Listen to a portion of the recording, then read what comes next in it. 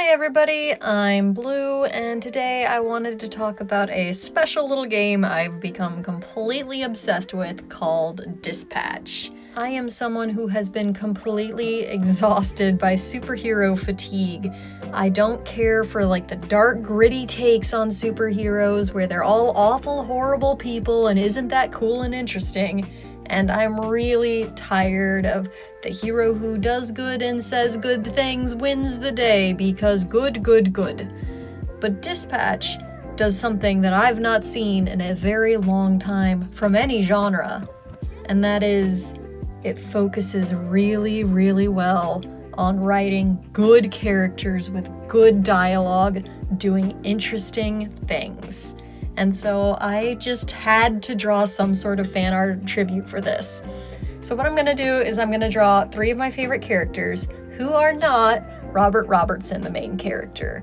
I love him, he's amazing. I just didn't have anything that wasn't already featured in a dozen artworks that I wanted to do of him.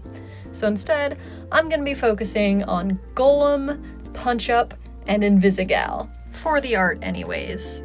Because I really just want to talk about how cool this game is. It's so interesting.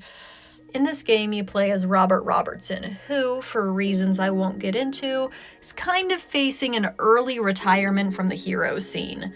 But he's given a chance to continue doing good when he is approached by SDN, a superhero dispatch network, to become a dispatcher. Essentially assign heroes to various jobs and tasks with hopes of them completing it. He agrees, but is thrown a bit of a curveball. See, he's not getting to work with elite superheroes who know exactly what they're doing. Instead, he's working with the Phoenix Program candidates. This is a group of villains hoping to do something to keep themselves out of jail. Now, it's pretty obvious none of them are really striving to be superheroes, but if they could maybe get their record a little bit cleaner, that'd be pretty good too, which is some of the story's greatest strength.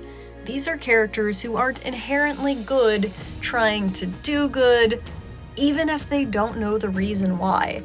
And it's that sort of moral gray area that I think that Dispatch really thrives in and kind of conquers that superhero fatigue without going too far in the other direction to where they relish in the pain and agony of others, or they're only doing it to suit their own needs. They're genuinely trying, and even when they suck at trying, it's endearing because they are actually giving it their best effort, even if sometimes it's infuriating to watch. Throughout the course of the game, we learn more about the various members of the Phoenix program as they join together and become a strange, messed up found family in the Z team. They fight, they bicker, they argue, but at the end of the day, they come together to do what they genuinely think is the right thing. The game is done in a telltale style, where you have various dialogue options that you can select that control the momentum and the direction of the game, as well as the overall potential for your character, Robert Robertson, which of course leads to a lot of replayability as you try to figure out exactly how some of these characters line up. And I put these 2 together from time to time, but they mentioned the 3rd member of the party. Maybe I should put those 3 together and see what happens. And there's just not quite enough time to do it all, so I guess it's pretty replayable then, because you really do want to learn more about these characters, which is the best thing you can do when you have an ensemble of this size.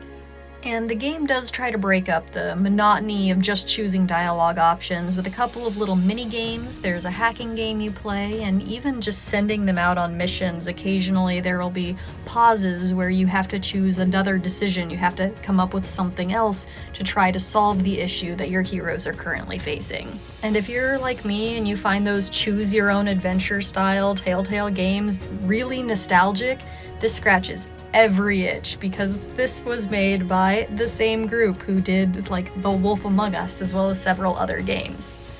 Speaking of The Wolf Among Us, I want to pull a small little aside for the character Punch-Up, who is voiced by Jacksepticeye.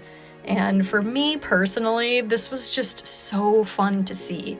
The very first game I ever watched Jack play was Wolf Among Us, and now he's in a game made by those same developers, playing a character and just loving it with every fiber of his being.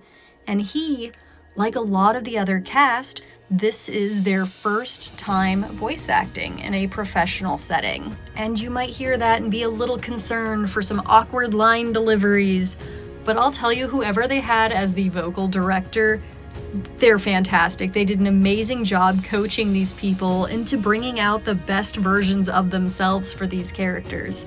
Everyone is just immaculately and perfectly cast to bring these characters to life in a way that I don't think would have worked if the voice acting wasn't so good.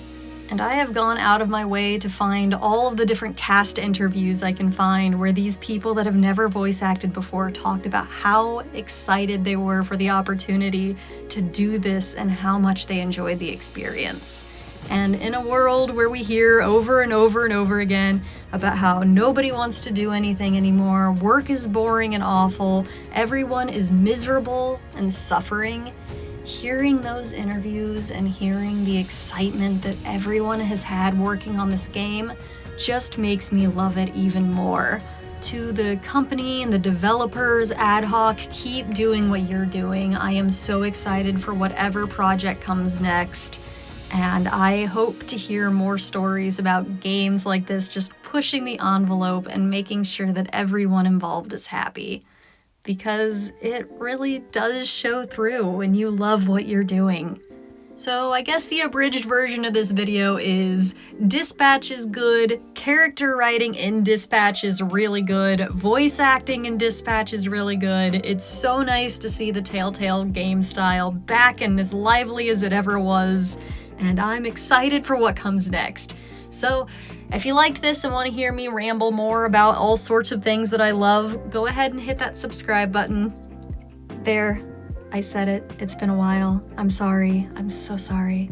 But in the meantime, I'm probably gonna go watch a couple more cutscenes that I didn't get to see. Later.